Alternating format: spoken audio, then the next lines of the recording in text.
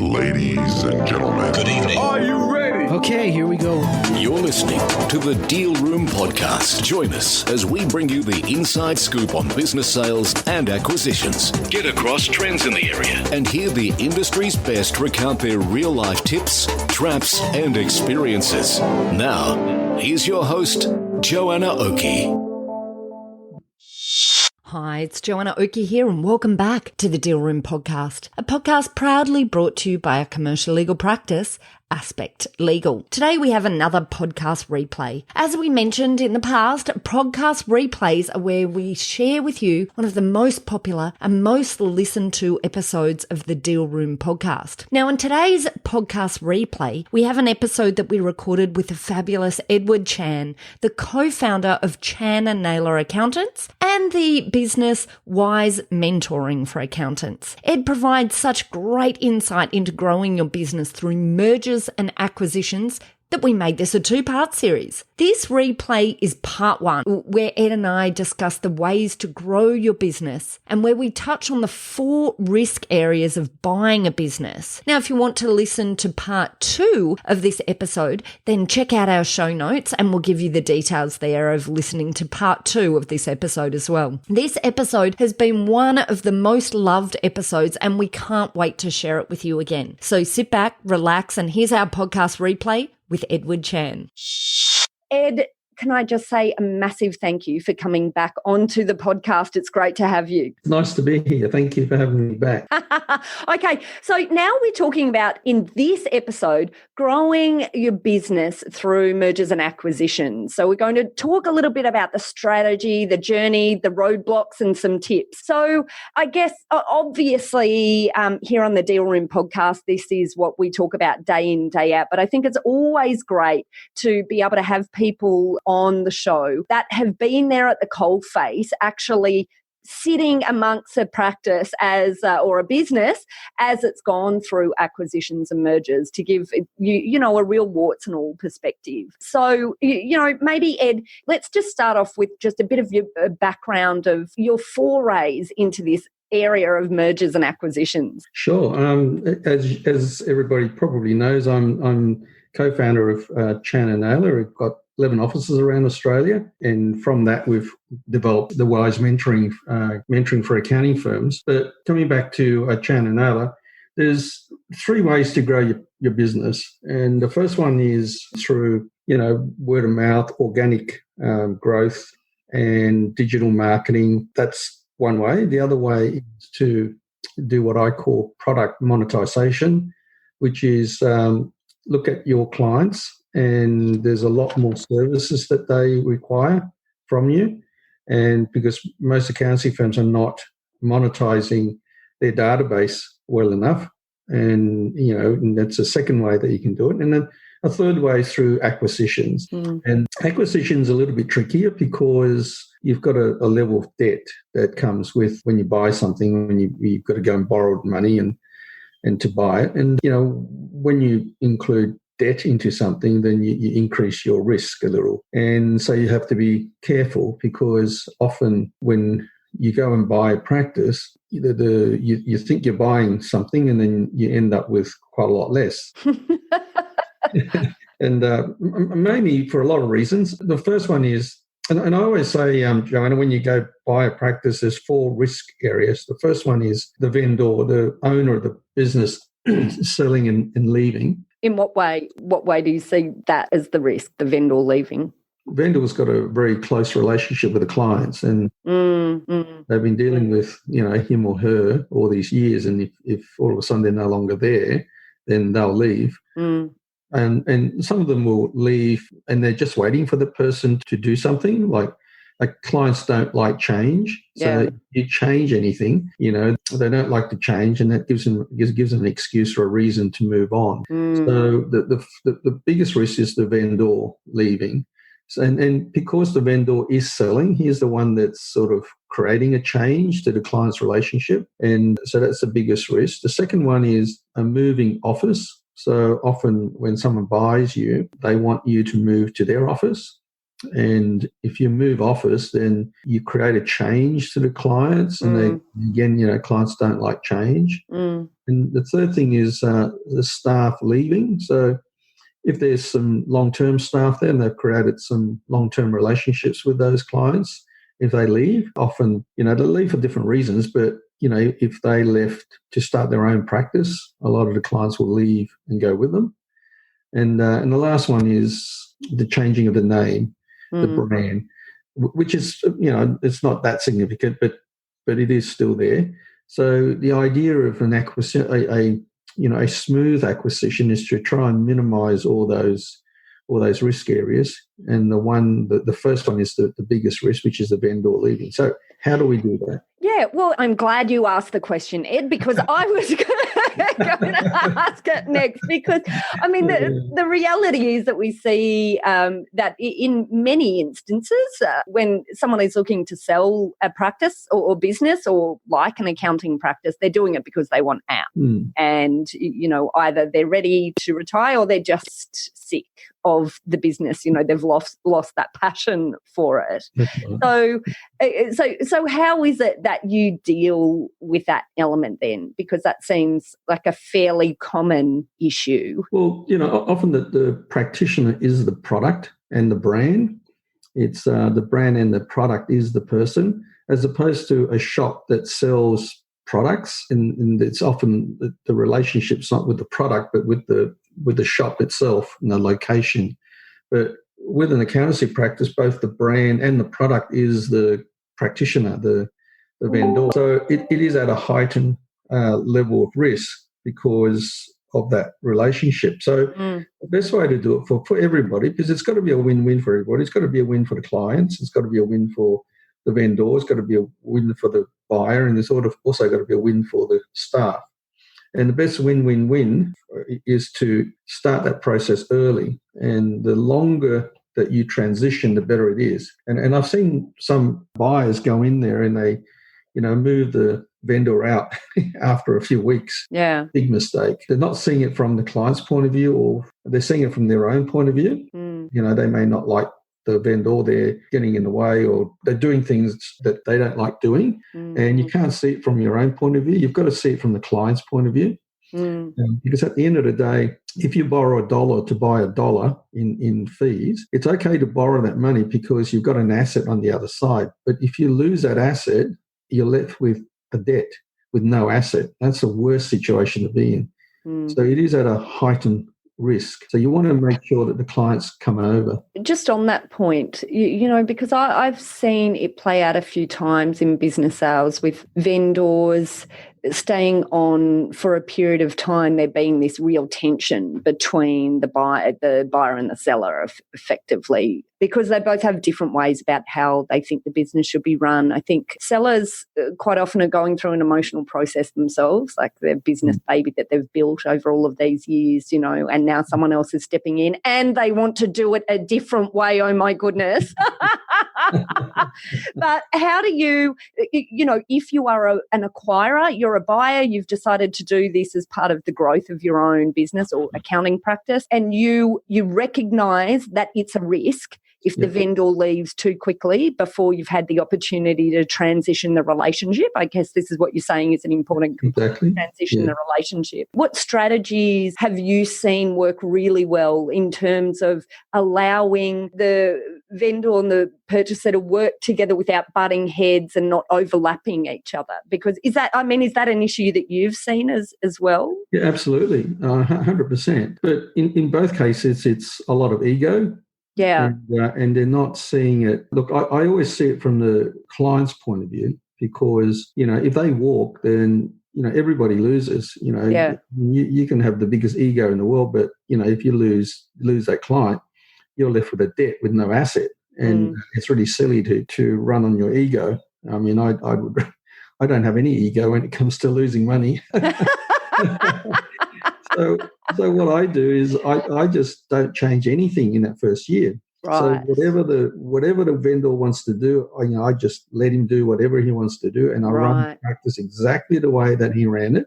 Right. If you see it from the client's point of view, you've just come in and they don't know who you are. They're very skeptical. and they don't like being sold because they're not a commodity. And, how dare you sell me?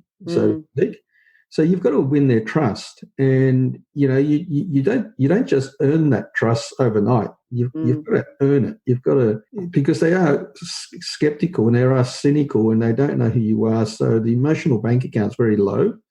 And so you've got to build that trust back up. And the best way to build trust is softly, and to bring the vendor with you. He or she's going to be your greatest advocate and your greatest, your PR machine to make sure that the clients stay the way they are. So I don't change anything. I just go in there, same pricing, same everything. If the clients do this and that, we do this and that until they get to know you.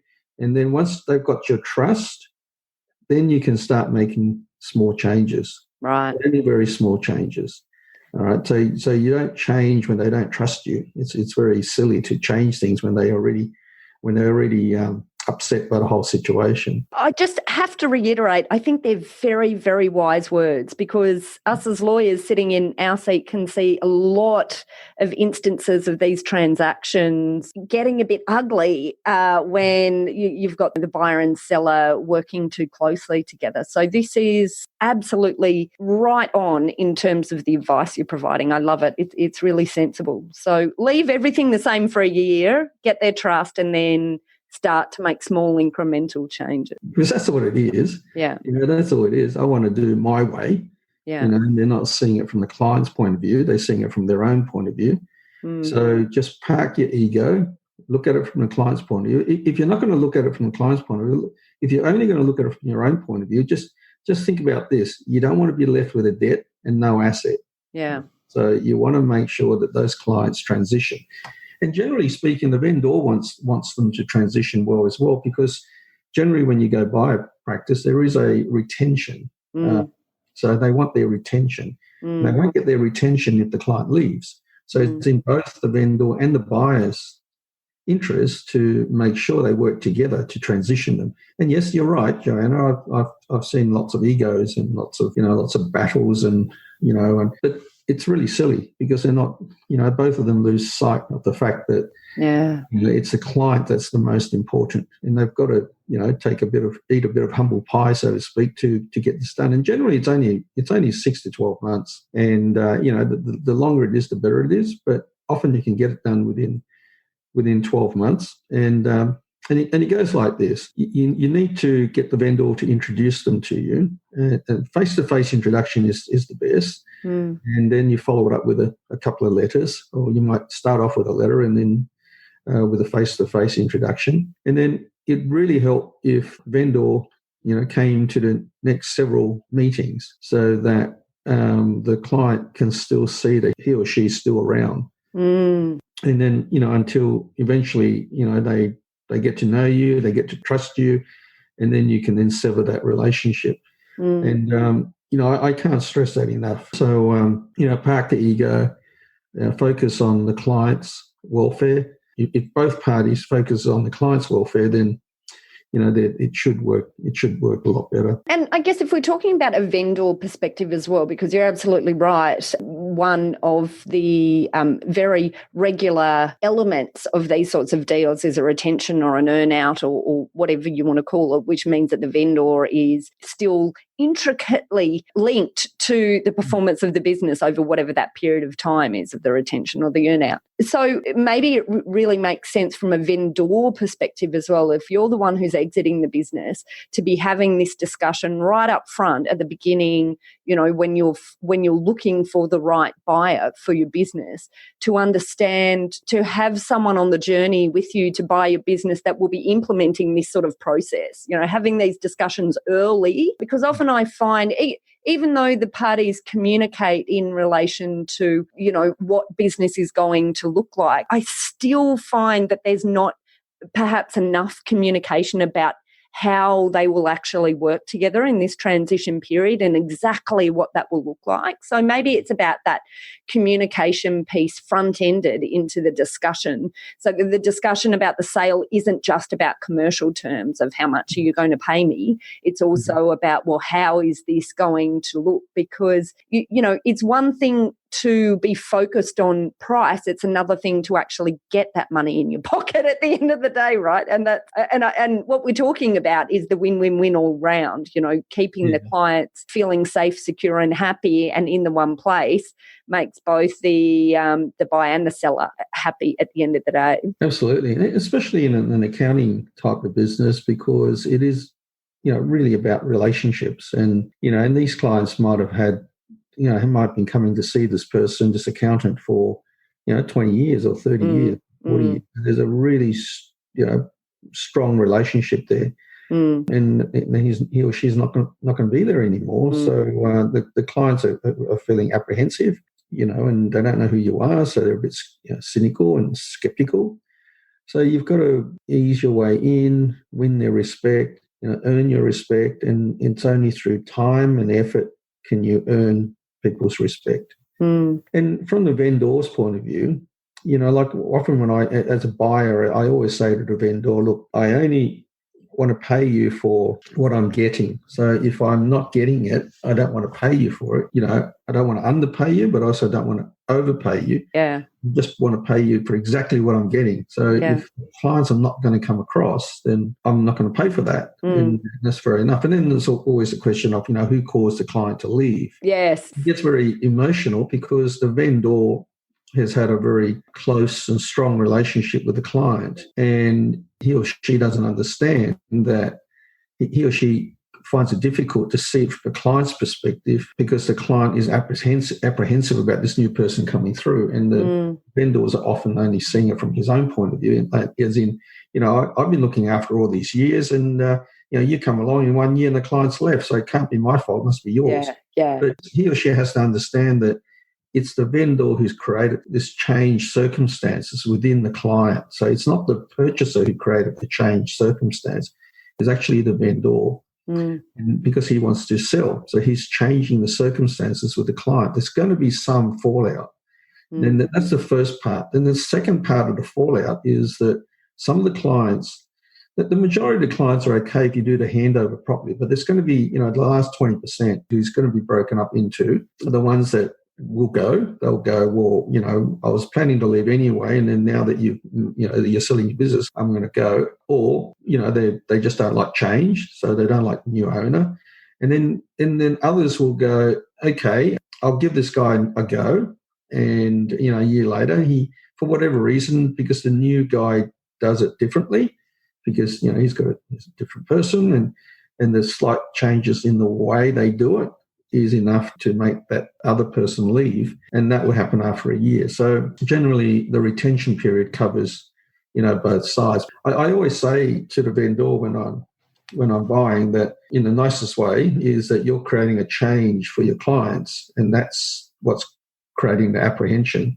And I will try and do the best I can to work with you and to minimize any changes from the client's perspective, because it's a drastic change now, and because of your leaving. So I don't want to change anything else. So prices are the same, everything's exactly the same, even the letterheads are the same. You know, we might have joint branding for a couple of years with, you know, the first year with, you know, big writing, his brand at the top and my brand, a small brand at the bottom, and then next year my brand becomes bigger and his gets smaller. The third year his disappears, you know. So the 3-year letterhead transition. So we do that sometimes. Well, that's it for this episode of the Deal Room podcast. I hope you enjoyed our podcast replay of episode 120, Conversations at the Coalface, how to grow your business or accounting practice through acquisitions with Ed Chan. This was just the first half of a 2-part series, and if you're interested to hear part 2, then just head down to our show notes and you can click there on the link to the episode to part 2. So just a quick recap of this episode. In this episode, we looked at the 3 main ways to grow your business: organic growth, product monetization, and acquisitions. We also discussed areas of risk when merging or acquiring businesses. This series is valuable listening, particularly if you're running an accounting practice or a business in which you're looking to grow. So if you're interested in talking to our lawyers about anything related to this topic, then head over to our website at www.aspectlegal.com.au to book a free 15-minute discussion with our legal team. And that's it. I hope you enjoyed what you heard today. If you did, please subscribe to the Deal Room podcast on iTunes or your favorite podcast player to get notifications straight to your phone whenever a new episode is out. We'd also love to hear your feedback, so please leave us a review and rating if you're already one of our subscribers, or even if you're listening to this podcast for the first time. Thanks again for listening in. This has been Joanna Oakey and the Deal Room podcast, a podcast proudly brought to you by our commercial legal practice, Aspect Legal. See you next time.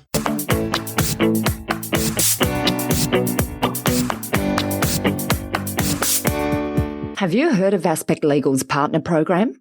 Our partner program is a free program that's open to brokers, corporate advisors, accountants, and any other advisors to businesses who are dealing with organisations that are leading into a sale or acquisition of businesses or shares. As part of our partner program, we offer free access to our legal hotline, which is a support line to our specialist lawyers.